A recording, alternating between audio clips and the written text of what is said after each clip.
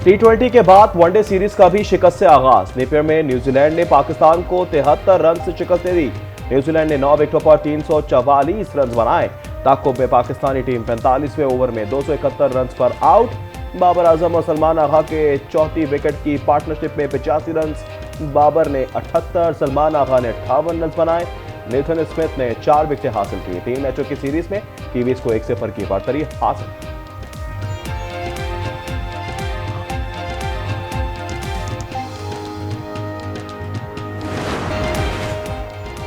Karachi Korangi creek में निजी housing society के अंदर गैस लाइन में आग बेकाबू हो गई। फायर ब्रिगेड की 7 गाड़ियां 10 घंटे से आग बुझाने में मसरूफ। तीसरे दर्जे की आग पर काबू पाने के लिए फॉर्म का इस्तेमाल किया जा रहा है।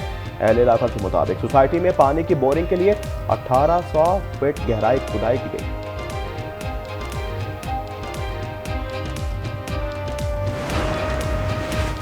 म्यांमार और थाईलैंड में 7.7 शिद्दत के ज़लज़ले से तबाही। हलाकतें 1000 से तजावुज़ कर गईं। सिर्फ म्यांमार में 700 से ज़ायद अमवात।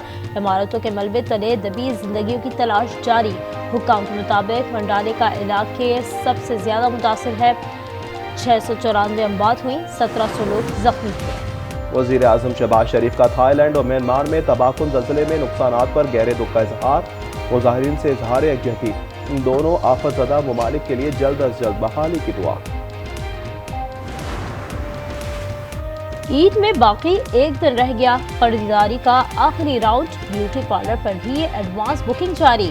मर्दों के सैलून्स पर भी रश। हेयर कटिंग के साथ फेशियल भी लाजमी हो गया। ईद उल फितर पर ट्रांसपोर्टर्स की चांदी। किराए में मनमाना इजाफा कर दिया। लाहौर में जायद किराया वसूल करने पर ड्राइवर समेत 10 अफराद के खिलाफ मुकदमा दर्ज। वज़ीर आला पंजाब मरियम नवाज का ज्यादा किराया वसूल करने पर सख्त कार्रवाई का हुक्म।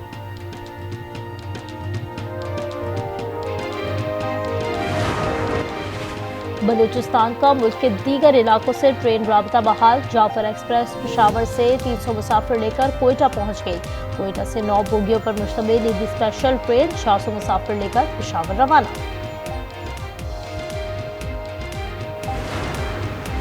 पेट्रोल की कीमत में सिर्फ ₹1 की कमी। नई कीमत ₹254.63 हो गई।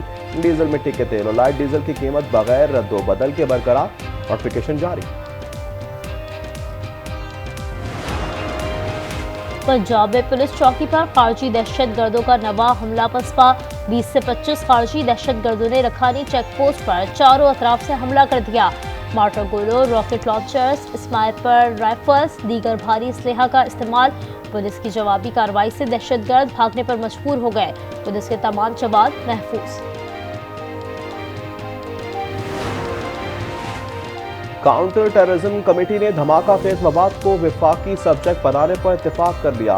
दहशतगर्दी का मसला वज़ारत खारजा के जरिए अखबार हुकूमत के सामने उठाने का फैसला।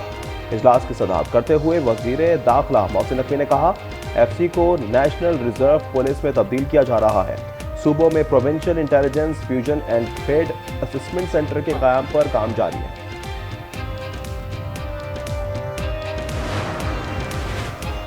पाकिस्तान में दहशतगर्दी की लहर के हवाले से आगाह हैं।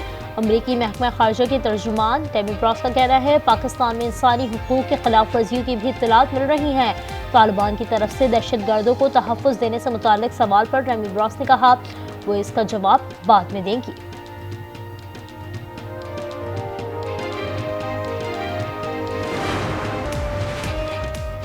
गाजा में इजराइल की मुसलसल वहिशाना बमबारी। 12 रोज में 896 फलस्तीनी शहीद हो गए।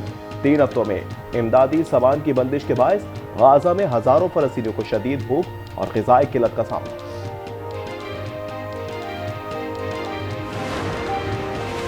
अमरीकी सदर डोनाल्ड ट्रंप को एक और धचका। अमरीकी अदालत ने वॉइस ऑफ अमरीका की बंदिश के एग्जीक्यूटिव ऑर्डर पर अमल दरामद रोक दिया।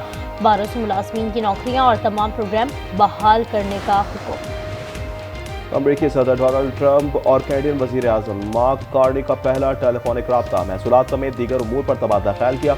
सदर ट्रंप ने बातचीत को नतीजा खेज करार दे दिया। कहा, बहुत सी चीज़ों पर इत्तेफाक है। मार्क कार्नी ने कैनेडियन वजीर आजम का ओहदा संभालने के बाद अमेरिका के साथ इत्तेहाद खत्म करने का ऐलान किया था।